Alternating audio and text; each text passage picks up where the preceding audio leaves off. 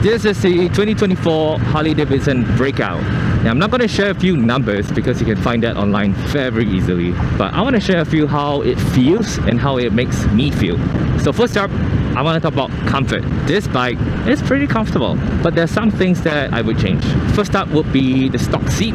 The stock seat is actually quite wide and I don't have a big frame. So what that means is that the edge of the seat, it's low-key pressing into my hamstring, or rather my hamstring is low-key pressing into the edge of the seat, and it is making me feel a little bit uncomfortable.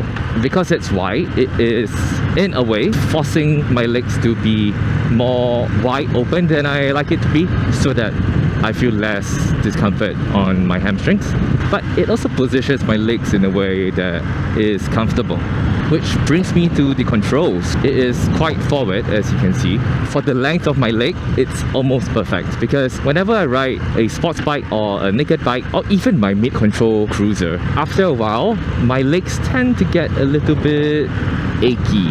So then because my leg is stretched out that way, I feel less stressed and my legs feel less achy. And so that works almost perfectly for my height. But the next discomfort would be the handlebars, because as you can tell, it is quite straight. It almost resembles like the handlebars of most naked bikes, mostly flat and just with a slight curve. It's not what comes to mind when you think Harley. You think ape hangers or just a little bit taller handlebars, but this is not it. And so because it's relatively parallel to the ground and it's not swept in as much, I actually find myself having to lean forward or to reach out to the handlebar instead of it being at a comfortable position for myself. And while I'm still here, this air filter intake is pressing onto my shin. So this part where my leg is, it's hitting into my shin and I can't do anything about it, except if I position my feet a bit outwards, then it doesn't hit or touch this. But that also means that I have less force or control over my rear brakes. So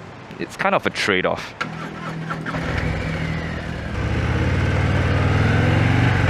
But that usually only happens when I'm wearing my sneakers or if I'm wearing my riding boots. But interestingly, when I'm wearing my dog mats, it feels okay. So I think that's quite funny. So this is kind of how it looks. With my dog mats, I'm able to, I think it's with that groove that helps, I'm able to position the pegs right above that slit, and that gives me just enough room to fit my shin snug. So you see, not too bad. Otherwise, it usually would be like this, hitting against, and then when you get into the bumps, oh, low-key hurts. And if it doesn't hurt, then it just brings some discomfort. Next, I'd like to talk about performance and handling. For a chonky cruiser, it handles quite decently. It is by far not nimble, but see? It's okay. It's okay. And also, despite its heavy weight, it's actually surprisingly easy to handle and surprisingly easy to balance. Even at slow speeds, the bike wants to stay upright, and so it isn't a trouble and it isn't painful to keep it that way.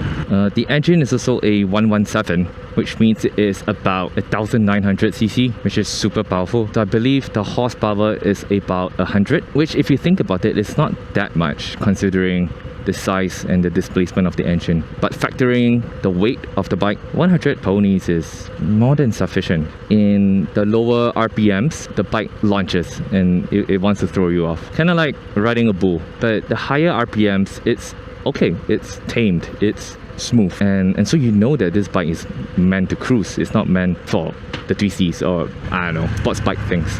Lane splitting is okay with this bike. It's not very difficult because it doesn't have pegs, but you do have to be mindful of how wide the handlebar is, just so that you don't clip someone's mirror, because it's in the perfect height to hit someone. For example, this is fine. Look, I'm chill. I'm okay.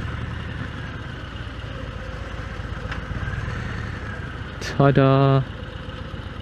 Not too difficult. A little bit nerve-wracking, but not too difficult. The mirrors are also good. The stock mirrors allows you to see quite wide, and despite the rumbling engine, it doesn't vibrate that much. So pretty impressive if you ask me. And speaking about impressive, let's talk about the heat.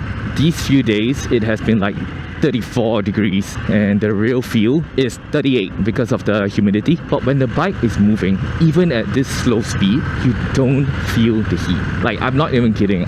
You don't feel the heat at all. And that is quite marvelous because most of the time you associate a Harley with a hot engine, poor dissipation of heat. But this model does it well. This model dissipates heat well.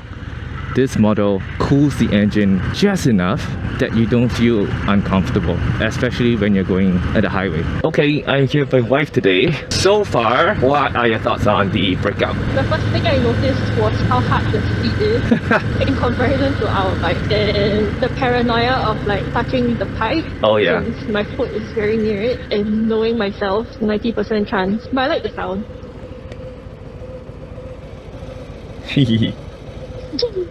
I'm trying to put it as far away as possible.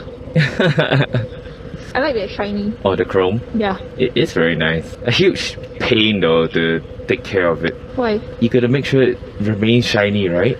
Oh, makes sense, I guess. Oh, and the bike's quite hot. Really? Like, I mean, not as hot as a sports bike for sure, but I can feel the heat. I can feel the heat on my car, kind of. Okay, maybe not heat, but like warm. You feel warm at your calf.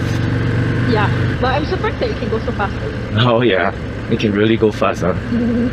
Also because it's twice the size of our bike. Oh, apart from the speed and then the seat, not much. I think the seat length is like just nice, but it's a bit narrow. Though of course more preferable than the sports bikes. I guess it feels kind of like when I'm sitting on a sports bike, but more comfortable. What makes it feel like you're sitting on a sports bike?